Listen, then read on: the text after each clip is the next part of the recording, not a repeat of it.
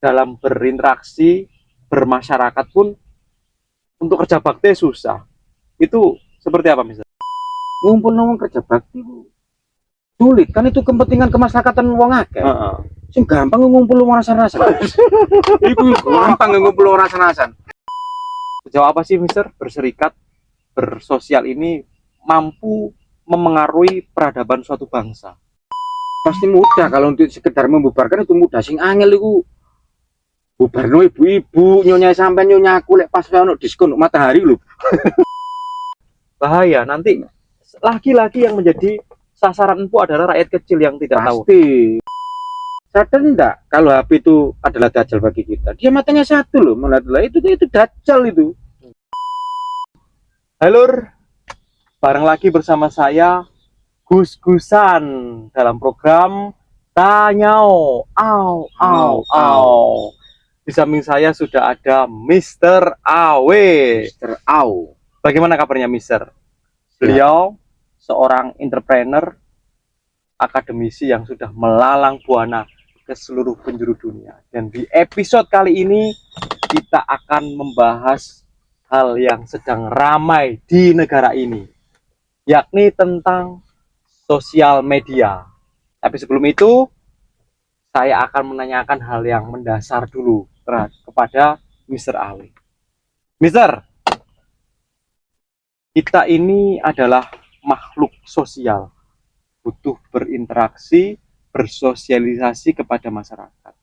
Tetapi terkadang di era digital ini, apa yang kita serap dari media konvensional atau sosial media itu memengaruhi kehidupan di masyarakat desa. Dan efeknya itu ada yang namanya polarisasi. Jadi pertanyaannya gini, Mister. Sejauh mana sih interaksi kita itu membuat kita itu pilih-pilih, Mister? Pilih-pilih, maksudnya pilih-pilih itu sesuai dengan kepentingan gitu. Dan itu di desa pun demikian. Misal, Mister, aku gembul kono, gembul gini. Itu sebenarnya faktor itu apa saja yang mempengaruhi, Mister? Faktor apa saja yang mempengaruhi kita berinteraksi atau Pilih-pilih. Itu ya, faktor-faktornya apa aja? Iya. Faktornya yang utama itu salah satunya ya kepentingan. Kepentingan ya. Nggak ada lagi kepentingan. Semua memang tidak lepas dari itulah. Tolak ukurnya kan sejauh apa kepentingan kita atau kepentingan mereka itu untuk dia pribadi atau untuk kemasyarakatan. Itu aja yang membedakan. Kalau sepemahaman saya sih. Jadi contohnya gini, kenapa misalnya saya berinteraksi dengan si A, terus si B, saya juga berinteraksi, cuma saya nggak terlalu intens. Itu kan berdasarkan pertimbangan kita secara pribadi, apa yang dapat kita untungkan, dalam arti itu apa yang dapat kita dari pengalamannya dia atau ilmunya dia atau apa yang bisa kita pelajari. Yaitu kalau tanya Gusnya, tanya apa faktor yang itu, ya kepentingan. Iya pasti kepentingan. Lek aku Gus nyedeki, misalnya nyedeki Tondo misalnya, sing anak situ, kenapa sering interaksi? Ya kepentingan aku apa? Ya kepentingan aku kepengin cedek. Ya kan seperti itu. Semua kan pasti kepentingan yang mempengaruhi. Itu pengaruh banget ya. Iya. Kepentingan. Cuman kepentingan itu yang membedakan kan gini, kepentingan itu memang untuk kemasyarakatan, dimanfaatkan orang banyak, umum atau kepentingan pribadi. Lah aku nyedeki rondo tak pribadi Gus, mosok kalau aku wis cedek terus ngejak-ngejak. Dan kan itu kalau misalnya ada yang juga tertarik, Mister, misalnya saya juga tertarik dengan itu, rawan konflik, iya nggak sih? Iya pasti. Jelas rawan konflik gitu pasti. Ya. Itu namanya juga apa ya, kepentingan itu tadi yang mempengaruhi. Gus punya kepentingan untuk itu, saya juga punya kepentingan gitu. Makanya seperti yang terjadi di negara kita saat ini. Jadi idealnya itu harus seperti apa, Mister? Tarik-tarik kepentingan agar menjadi apa ya, stabil, ideal, seharusnya dalam berinteraksi itu seperti apa sih? Seyogyanya gitu, Mister. Seyogyanya ya kembalikan lagi ke Khususnya di desa lah ya, ya, di kampung gitu ya. kalau di ini kita bicara di lingkup Kampung, kampung lingkup ya. kampung itu seharusnya seperti apa sih, Mister? Ya seharusnya itu memang faktor utamanya tadi kan kepentingan. Maksudnya kepentingan itu faktor utama. Lah kepentingan itu tolak ukurnya kan dalam arti yang membedakan kepentingan itu untuk murni ke pribadi, keserakannya pribadi atau bisa dimanfaatkan orang lain. Nah, terus tadi pertanyaannya tolak ukurnya. Ya, Bukan. harus seyogyanya kita berinteraksi Seyogyanya, itu harus ya. seperti apa sih? Seyogyanya kita berinteraksi, ya mengukur diri kita sendiri gitu loh. Maksudnya mengukur kita sendiri dan mempelajari lingkungan kita. Kalau kita nggak paham seperti itu ya, akhirnya yang didominankan adalah kepentingan pribadinya dia. Seperti itu. Ya kunci utamanya adalah mental kita dulu yang harus benar-benar paham bersosial itu seperti apa, kita sebagai makhluk itu saling membutuhkan tadi seperti statementnya Gus di awal, bahwa kita itu makhluk sosial yang kita bisa, ya itu harus benar-benar artinya ditanamkan. Seharusnya gitu. itu nggak boleh pilih-pilih dengan siapapun. Apakah interpretasi saya, apakah misalnya kita nggak harus yang kaya sama yang kaya, yang miskin sama yang miskin, kurang mampu atau yang cerdas sama yang cerdas. Harusnya itu saling melengkapi. Apakah seperti itu, Mister? Ya, seyogyanya memang seperti itu. Yaitu tadi kan saya bilang kepentingan. Lah, kepentingan yang bagaimana? Yaitu tadi kepentingan yang kemaslahatatannya itu lebih banyak atau kepentingan yang mudaratnya lebih banyak, kan itu harus dipilah. Misalnya misalnya orang kaya, dia tetap berinteraksi dengan si miskin. Lah dia kan pasti tolak ukurnya punya kepentingan sekecil apapun. Kenapa kok dia harus berinteraksi? Ya dia pasti harus mikir, oh iya mungkin dia tetanggaku, aku nanti lah. Itu kan tetap kepentingan gitu loh yang menjadi faktor utama. Cuma yang membedakan tadi itu kepentingannya itu untuk pribadi, untuk dirinya pribadi atau kepentingan untuk yang bisa kemaslahatan kan, seperti itu. Soalnya kenapa sih, Mister? Ya seperti yang kita ketahui bahwa hidup di kampung itu ya gampang-gampang sulit gitu. Iya. Ada yang bilang bahwa dalam berinteraksi, bermasyarakat pun untuk kerja bakti susah. Itu seperti apa, Mister? Mengumpulkan orang kerja bakti itu susah gitu, Mister. Oh, iya. Fenomena sekarang ya memang sulit, Gus. Ngumpul orang kerja bakti sulit kan, itu kepentingan kemaslahatan wong akeh. Sing gampang ngumpul wong rasan-rasan. Iku gampang ngumpul wong rasan-rasan. Ngumpul wong gibah iku gampang. Situk ditelepon, iki lho ono. Napa? Cuma lho cerita apa si Andri ku mau lho kok jarene ono. Wis pasti ngumpul teko. Wis pasti kepengin tahu, padha ae masih di lingkungan kaum wanita, lebih-lebih ku wedok-wedok iku. Wah, oh, itu ya, lebih mudah gitu. Lebih mudah. Lonjo ngono engko takok tuku kacang panjang, jangan tuku kacang panjang mareng karek nrimo susuke mesti dembel-embeli. Oh gitu. Mesti takok, iki susuke Mbak ngono. Lho, iya ta. Iku wingi. Lah, wis mesti kok akhire blek wis ngono ku gampang kok akhire. Mangkane Gus kena dititeni. Mbok ngene bakul-bakul sing wedok-wedok. Lek sing ruwame nomor 1, faktore memang murah. Nomor loro maneh pasti akeh sing digibah. Iku wis gak bisa dipungkiri wis. Wis. Iku gak bisa dipungkiri. Kalau misal lihat ada meme itu. Saking apa ya? Romantisnya, saking khusyuknya dalam rasan-rasan gibah. Itu digambarkan dari burung buat sarang di kepalanya ibu-ibu ya sampai netes, Gus. Saking itunya, Gus. Iya, seperti itu, Gus. Iya. Ya apa ya? Ya kembalikan lagi hal-hal seperti itu memang wis apa ya?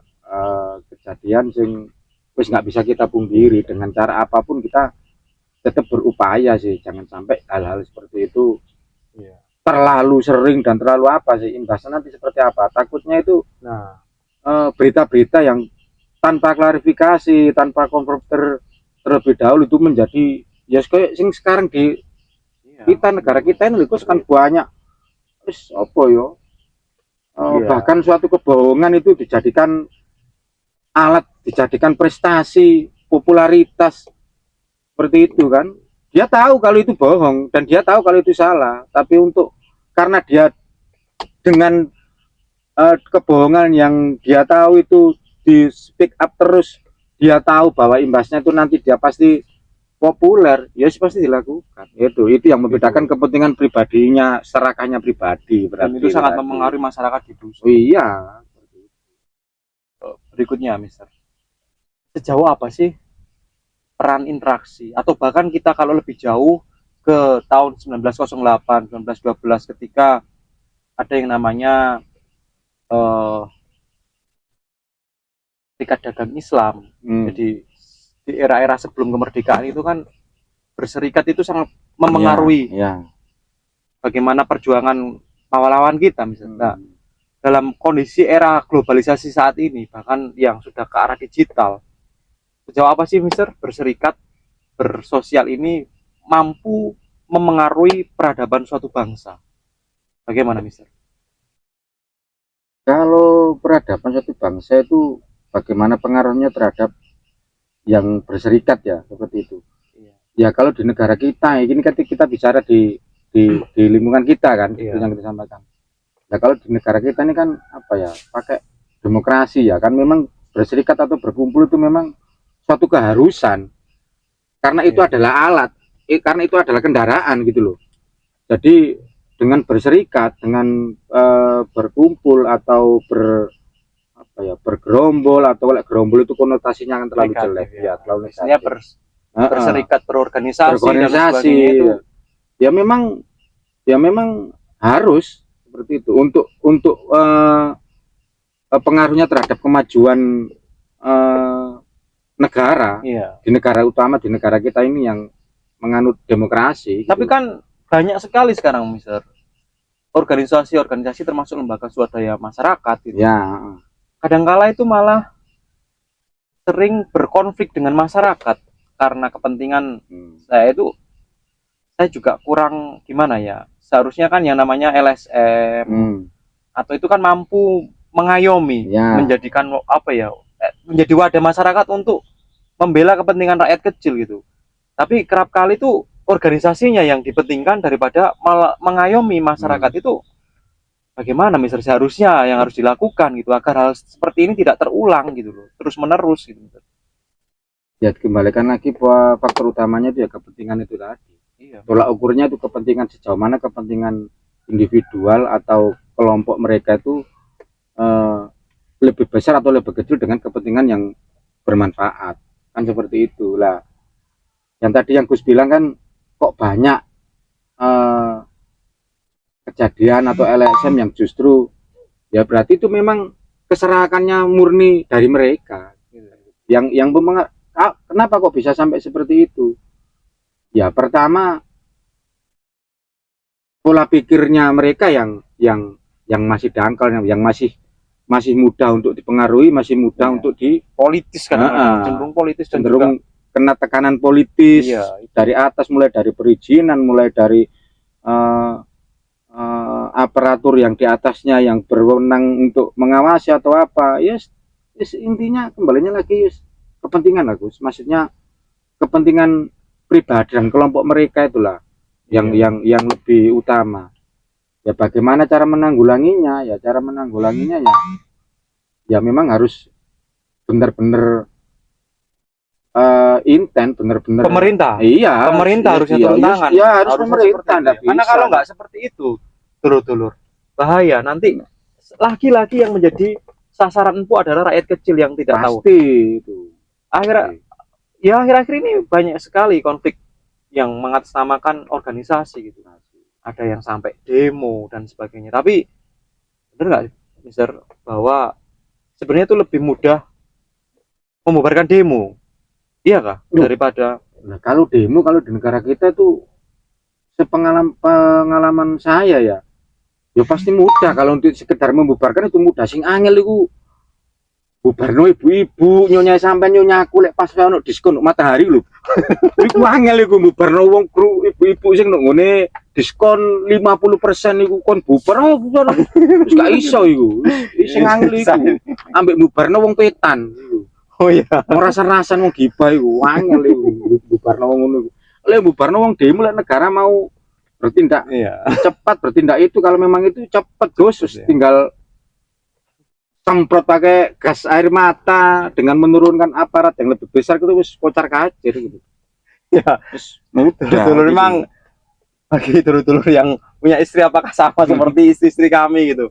Kalau ada diskon di supermarket itu lebih sulit membubarkan. Dek ayo mulai dek. Sik talah biasa Kalau ngono. paling angel. Ngumpul dari situ misalkan. Makanya yang bubarno wong demo yang negara Ya, negara masih kita bisa. tuh masih lebih mudah daripada membubarkan ibu-ibu yang belanja di matahari waktu diskon gitu loh. Sesolid-solidnya suatu organisasi ketika sedang demo, bahkan mahasiswa, kalau ada polisi, bapak-bapak tentara gitu, masih bisa dibubarkan, masih malam. Ya kadang-kala memang tidak bisa dipungkiri masih terjadi yang namanya anarkisme atau kesewenang-wenangan dari pihak aparat dalam membubarkan. Tetapi kalau ibu-ibu yang sedang di supermarket nggak makal mau dibubarkan, dulur-dulur, itu fakta sudah gitu. Terakhir Mister, Iya. ini terkait dengan jenengan kan sudah ya melalang buana ke luar negeri gitu. Sebenarnya seperti apa sih pola berserikat, bersosialisasi, berorganisasi antara di negara ini dan di luar negeri itu bagaimana Mister? Terkait dengan hal itu, monggo dijawab. Kalau sepemahaman saya ya, itu memang yang menentukan yang berpengaruh dalam berserikat, dalam arti berserikat di sebuah negara atau di sebuah kawasan ya, itu yang berpengaruh yang utama itu adalah penyikapan dari ajaran atau penyikapan dari pembelajaran sejak dini yang mereka dapat. Kita nggak ngomong kalau di kita itu kan banyak, kalau kita ini kan yang berpengaruh itu mungkin dengan berserikat itu kan banyak yang didasari atas dasar suku, didasari atas dasar agama, yang didasari atas dasar kepercayaan dan kepercayaan kan seperti itu lah. Pembentukan berserikat atau berkelompok yang seperti itu tanpa pemahaman dasar makna atau arti dan tujuan berserikat, terus pasti menimbulkan keburukan gitu loh. Nah, kalau pengalaman saya yang di luar ya, kayak yang di Cina atau di Thailand, itu yang diutamakan mereka itu setahu saya itu adalah ini, kalau tidak salah pernah kita sampaikan di atas, apa sih, manusia, Kemanusiaan. sadar diri bahwa bahwa kita adalah manusia gitu loh. Jadi manusianya dulu yang diutamakan. Nggak peduli kamu suku, nggak pernah, enggak. Meskipun kamu suku apa, agama apa, lo kan tetap manusia, kan menungso. Lah itu loh, pemahaman yang dari dini itu loh yang Tapi gini Mister, agak sulit gitu loh. Di era ini Mister, yang terjadi terkait dengan berserikat dan konflik polarisasi itu ternyata juga tidak hanya terjadi di Indonesia loh Mister. Ya. Di Eropa, karena memang era digital, sosial media seperti yang Mister sampaikan di episode-episode sebelumnya itu sangat memengaruhi. Kalau di sini itu ada konflik kepentingan politik, ya. Kalau di sana juga ada Mister, khususnya terkait dengan misal di Eropa. Sekarang lagi polarisasi terkait dengan imigran dan sudut pandang, tapi memang lebih luas, lebih global gitu. Kalau di sini kan terbatas di sara, suku, agama, ras dan agama. Ya, suku antar golongan maksudnya. Kalau di sana Mister itu lebih kepada karena banyak imigran gitu. Mereka ada yang pro, ada yang kontra, sampai akhirnya pada akhirnya sama. Konfliknya itu pada akhirnya juga terkait dengan agama. Jadi apa yang sebenarnya terjadi di era globalisasi ini, di era digital ini, banyaknya sosmed itu tidak membuat kita semakin saling terjangkau, saling mengikat. Ya, itu secara positif.